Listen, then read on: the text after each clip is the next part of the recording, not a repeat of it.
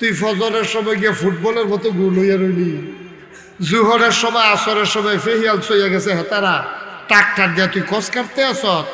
মাগরিবের টাইমে তুই এখনো বইয়া রইছ মসজিদে জামাত চলতে আছে। আল্লাহ নিয়ত বান্ধেও রাখতাম পারতাম না, ঠান্ডা আতফাও সর্দ হইয়া গেছে গা, আঙ্গুল মাঙ্গুল বেয়া হয়ে গেছে গা, চাটা খাইয়া গরম করতে আসি বিড়ি টিড়ি টাইম না। এশার নামাজের সময়তে যখন বাইক গেছে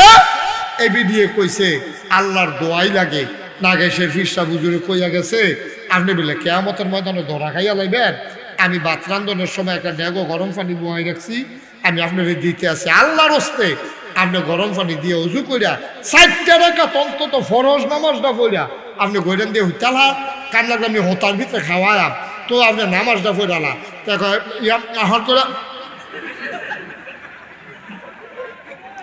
এমন ধমক দিছে বেরিয়ে ডরাই লেছে, কারণ কয়দিন আগে তে ব্যারেজ গরুর লোকে